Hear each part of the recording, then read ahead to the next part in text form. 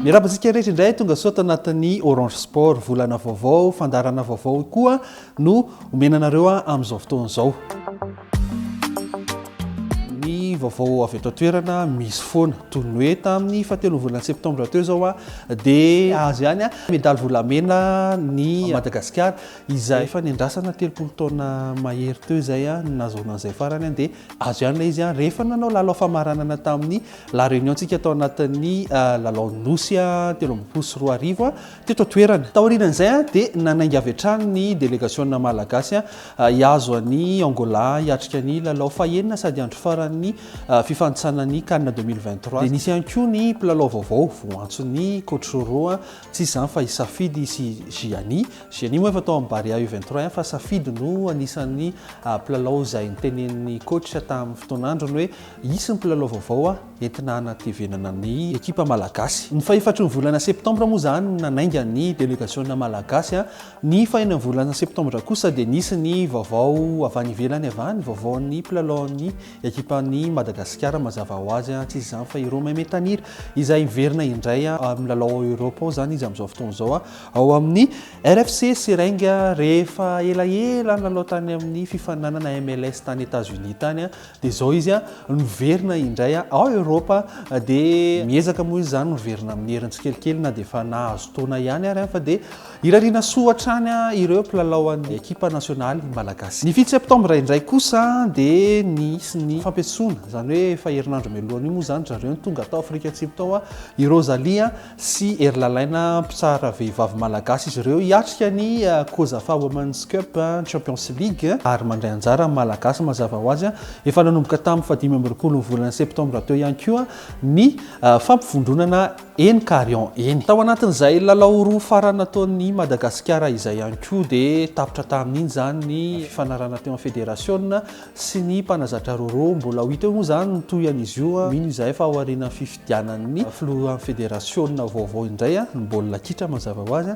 dia ho fantatra izay mpilalao mety ho solony na mety ho izy ihany ve no toyany ho hitantsika eo daholo zany miresaka fifidianan'izay ihany koa dia efa fantatra ihany koa ireo candidat 10 na feno fepetra sy nanolotra ny anarany hovidiana amin'izany filohan'ny fédération malagasy ny baolina kitra vaovao izany. Misongadina ihany koa ireo mpilalao malagasy any ivelany amin'izao fotoana izao. Carolus nafaty baolina roa tamin'ny lalao voalohany nataony ary Ramalingom dia nanao lalao enina zay nefa vitany baolina efatra sady nefa tafidiny eo ihany koa Njiva izay nafaty baolina roa tao anatin'ny lalao ray nataony zany hoe tao anatin'ny lalao ray nandritra ny fotoana izy no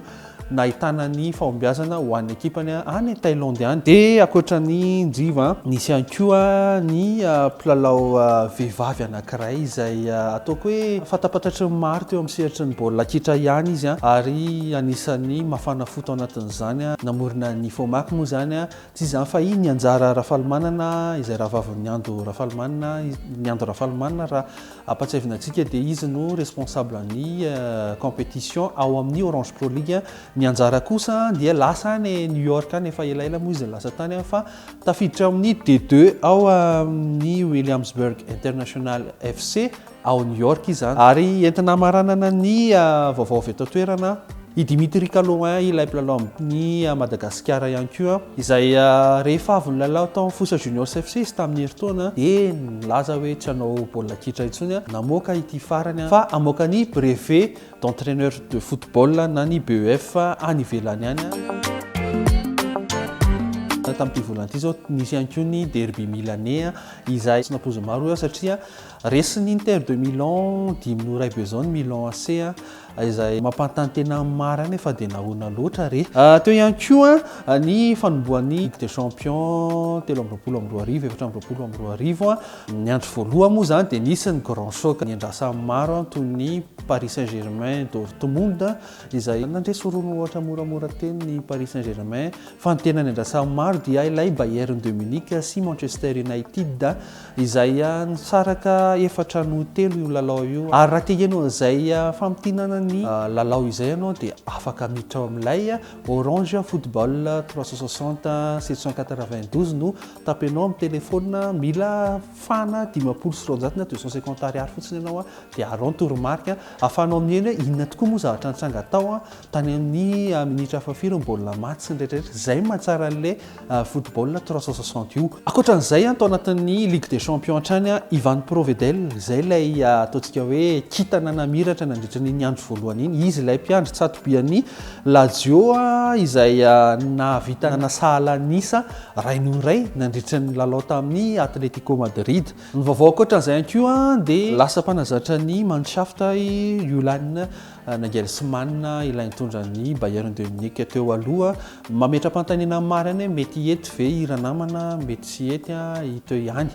Ao anatin'izay baolina nivelan'izay hatrantsika mamiratra dia mamiratra tokoa i Harry Kane amin'izao fotoana izao. Harry Kane moa ilay azo tamin'ny ora farany azon'ny Bayern tamin'ny ora farany fikatoana mercato iny baolina fitsady izay tafidiny raha toka lalao 5 fotsiny nataony tao anatin'ny Bundesliga izay vitsy dia vitsy ny lalao mahavita izany. Ny 14 volana septambra lasa teo ihany koa dia nisy ny classique française moa zany izay niaonany Paris Saint-Germain nandraisan'ny Paris Saint-Germain ny Olympique de Marseille tao Parc des Princes tao efatra nohatra be zao ny lalao raha jerena mercato à Marseille tamin'ity taona ity nafinaritra tamin'ity taom-pilalaovana ity ohatra ny fidirandreo Aubameyang ohatra zao nisy akony be. Aubameyang tsy dia hita tany amin'ny Ligue 1 Uber Eats fa tany amin'ny Coupe UEFA tany kosa izy dia namiratra ka dia asa re ny amin'ny retourn'io classico français io fa dia ho hitantsika eo amin'ny herintaona. Ankoatran'izay tamin'ny 14 volana septambra iny ihany koa dia nisy ny derby madrilène izay nandraisan'ny Atletico de Madrid ny Real Madrid tao amin'ny Metropolitano. Tsy nampozy mary ihany koa ilay satria raha toka nilazaina fa en forme be Real Madrid tao anatin'izay andro 5 voalohany izay tsy nampozina fa 3 minitra monjany namonoan'ny Atletico de Madrid amin'ny baolina voalohany tamin'ny alalan'ny Morata